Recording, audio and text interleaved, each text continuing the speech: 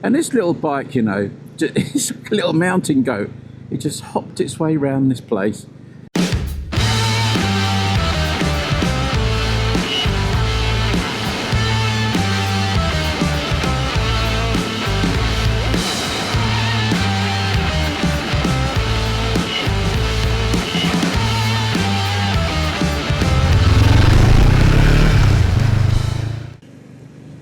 Right, hello everybody, and hope you've had a marvellous Christmas. We're now in that funny little period, aren't we, between Christmas and New Year, when you're never really quite sure what to do with yourself, apart from, you know, go out and walk off huge amounts of mince pies, stuffing and turkey. But I bet you had a great Christmas and, you know, all's well with the world. So I thought I'd give you a little Christmas episode, or a mid-Christmas holiday episode. And I'm actually on a little journey here, so I'm going to take you out to a little place called St Michael's of All Angels Anglican Church, and it's a really it's not a spooky place, it's just a fantastic old ruin of a church and school, and it's not far from home, and it's a fantastic place. But I thought I'd come out, that's in the next part of the video, but I just thought I'd come out on the Classic 350 and just pay a little tribute to this bike, you know, because, blimey, you know, I went out on this the other day, and as you do, and what did I did well, I sort of just, I've got to get a few last minute Christmas things, and just took the bike, I got the panniers, and off I went. You know, and the things I did on this bike that day, I had to go down to this sort of farm. This track's about 2 miles long, and you know, it's a really rough, rutted track. And this little bike, you know, it's like a little mountain goat. It just hopped its way around this place with no trouble at all. And then I had to go out on some, you know, big dual carriageways. Oh, we've got a horsey. We've got a horsey coming up, and on dual carriageways and all that sort of good stuff. And you know, you sort of think, is there anything this bike can't do? And when I say can't do well, morning. And you know, it's just one of those bikes, isn't it, which I think will be such an enduring classic in years to come. And I know we're talking about the Classic 350 Reborn, but hasn't this bike just been such a great design, and it's become so much to so many people, isn't it? It's become a bike that keeps you riding forever and ever, simply because of its ability to cater to so many things. You know, it's kept older riders like me riding for longer because it's, you know, it holds its weight well, it's not too heavy. You know, it's something I can still throw my leg over without any problems. It looks great. And that's the thing with this bike, it's a bike that can blend in. It blends in with everything, doesn't it? You know, it could become anonymous, or it could be the centre of attraction. You know, every time I go to a garage with this thing, you know, quite often, the amount of people say, oh, I like your bike, mate. You know, and all the old boys that come up, and they'll, you know, just anybody comes and says, oh, I like that bike, it's a nice bike. What is that? Is it an Enfield? Blimey. I used to go in here, and you go through the little story, didn't you, about, you know, going over to India and the rest of it. And it's just a bike that does it, doesn't it? It just brings people together. And I know it has its, people say it's its shortcomings, it hasn't got enough power. But I tell you, certainly with this bike, I found that this was really running well, this bike. I'm sure it was. Whoever owned this bike originally did a really good job of running it in. And, you know, it just rides and drives bloody fantastic. It really does. But we're just turning off to Bedham, because that's where we're heading, in Sussex. I'll put a map up. But the thing with this bike, when it's ridden in the sort of environment which it was sort of designed for, if you like, you know, in India, you know, just to chug around. You know, because in India, on a bike like this, you're king of the road. Literally, you're king of the road. There's nothing faster than you, which is quite interesting, isn't it? And I was going to do a video in the new year about, you know, big adventure bikes, and one of the reasons I think why they're starting to disappear, and it's about not having the roads anymore for a majority of people to ride them to their full potential. But I'll talk about that. It's going to be quite an interesting episode. But for a bike that, you know, can take you on a tour, you know, this thing will take you across continents, won't it? Or it just takes you to Starbucks. It doesn't matter, does it? It just does it. And it does it with a smile on its face. It doesn't complain. It does it, you know, sipping petrol. You know, I don't know what you get out of a mileage on it. It's going to be 80 to 100 to a gallon, and if you're just chugging around in the way it's intended. Maintenance is easy. You know, you could do all your own oil changes on this bike. The only little faffy little bit is the, you know, the valve check. But that's a good time to get it into a main dealer, isn't it? And just get them to do those bits for you. You know, give it a proper look over. But the accessories, you know, the amount of accessories you can buy for this bike for nothing. You know, they get sent to you from India 4 or 5 days. Puts our postal service to shame, doesn't it? But it's just a bike that someone got this spot on, didn't they? They saw the genesis of it in the Bullet.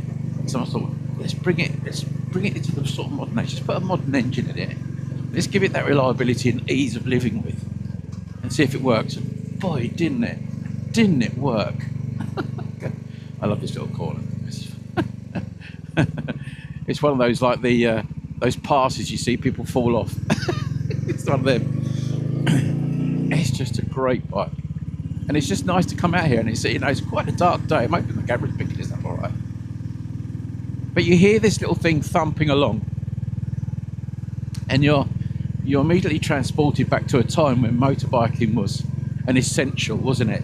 You know, it was cheap motoring. It still is today, but it's more, you know, for a lot of people it's just a hobby. And also for a lot of people it's still, you know, a major form of transport. You know, I ride my bikes far more than I drive cars, without any doubt. And I just love it. I just think it's just a magic little bike that you can't help smiling when you see it. You can't help smiling when you ride it. It just does the thing. And on a Christmas holiday, when it's not raining, you know, I wouldn't want to be on these little roads on anything else.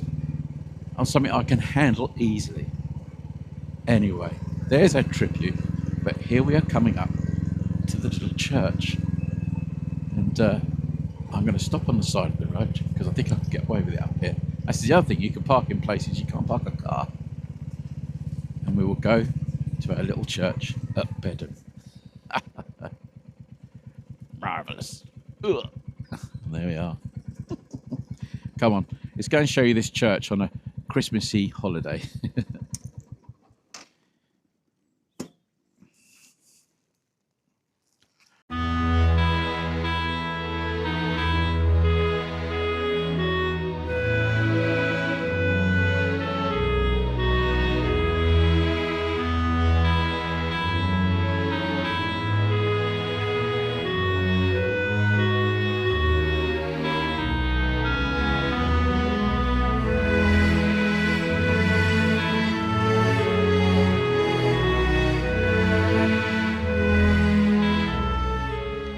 So here we are, I get the name right now, St Michael's of All Angels Anglican Church. I got it right.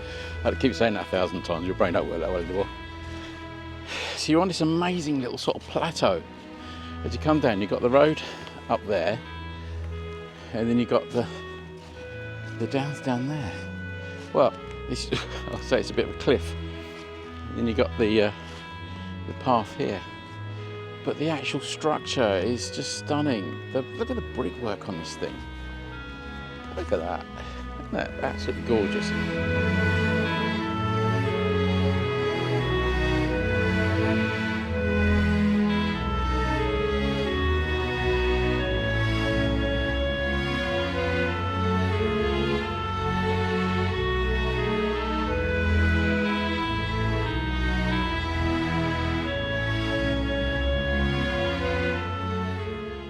Hopefully the drone footage, I've realised that my drone, I could separate it out and sort of control it manually out to just get it to follow me. Please keep up, that's always a bad sign for me, isn't it?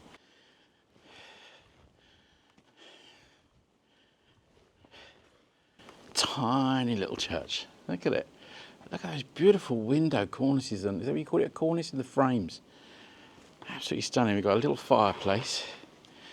Beautiful little fireplace there. So this was built in 1880. So it had a very short life, really. Built in 1880, and in 1959, during a terrible storm, the roof came off. And it was sort of left, which is so sad. So, 1880 to 59, what's that, 79 years? Amazing, but look at that. There's a little weather vane on the top there. There's a little cockerel on top, you can't really see it. I suppose that was, I don't know what that really was. Some sort of water, or maybe that's part of the chimney or something that came in eventually. But you've got this raised piece here.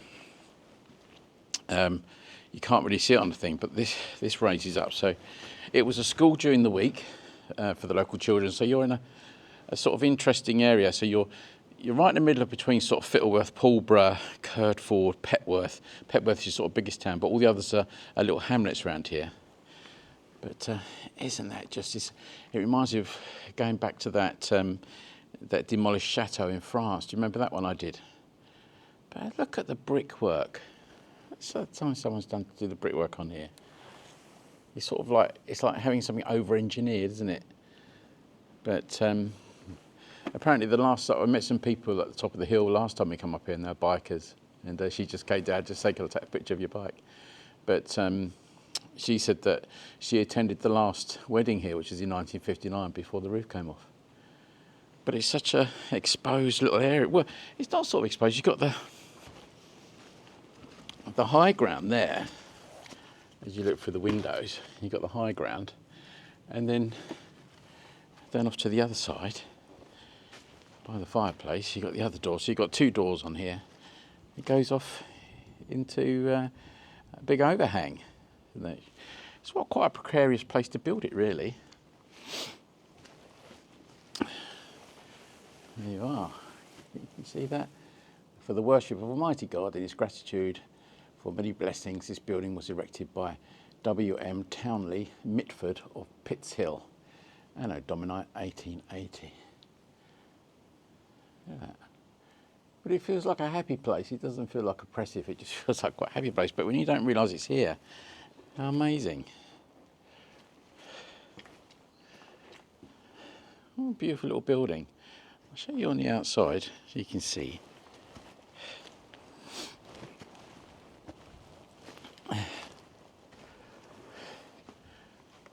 Got a big sort of wooden plinth there. Maybe it had a big sort of, I don't know, sort of entrance area here, almost like a porch at the back here.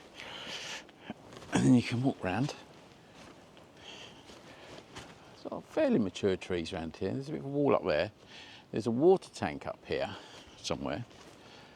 I'll show you that in a sec. But you look at the windows from the outside. The colours. It's just the colours. I like the way that they've done the bricks, and then you've got stone in the middle.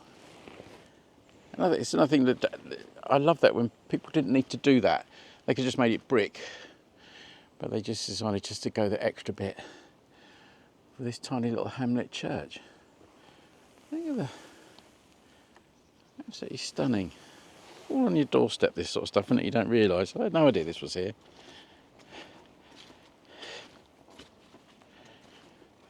Look, with the ferns and that, it just makes you can't recreate that, can you? It's just nature's done that and made it as beautiful as possible. It's all stone around here. But it's amazing curve on the outside. Look at that. It needs to be preserved, doesn't it? Amazing building. And then you have when you come out here, so the bike's up there. And then you come here, and then you've got the footpath, which will probably take you to, I don't know, probably Wisborough Green and those areas, really. There'll be paths from all over the place here. But it's just stunning, isn't it? Look at that place. And on a sunny day it's beautiful, but I can imagine right in the depths of winter like now, you know, it's dark, it's probably quite an eerie place. It's really quite bizarre. But when you look at it from there, it's sort of, you can imagine all the kids running around and on Sunday with everybody in their Sunday best back in the 1880s. What a great time to be. I love the idea of Sussex at those periods. I just think that's a great period to be in it. You could go back and visit those times. What an extraordinary building. Amazing. Absolutely amazing. So you could come and visit this. There's no charge. That's unusual, isn't it? But I'll put the map up to it. But I just thought you might like to see it, just as a, you know, while you're sitting there, rolling around on the settee, you know, trying to work off the Christmas pud and the last of your mince pies. I thought you'd like to see a little bit of Sussex. And looking at what a view. I mean, how much is that view worth? Wow. Over Sussex. And that's the Arun Valley down there. It's all Arun Valley down there. So, and you've got the canal. There was the canal, the way navigation, I think, is sort of off that way somewhere. You actually sort of go past it. But what a beautiful place. Right, let's head back up to the bike. Come on. Right, let's saddle up and head out. So glad you could join me at Bedham for a little walk round the St Michael of All Angels Evangelical Church on the Christmas holiday. So where am I going? Well, I think I should go and have a cup of coffee, because that's what we do, isn't it? On a ride out on the classic 350. And I suppose, you know, as a little tribute to this bike, you know, I just want to say what a phenomenal little piece of kit, and whatever you ride, they're all great bikes, aren't they, at the end of the day? But yeah, the little classic 350 does it for me every time. What a superb piece of kit. Come on, before it starts to rain. It's bound to, in it sooner or later. Right, take care everybody. Have a great new year, and I'll see you at the 2025 Motorbike Awards. Come on.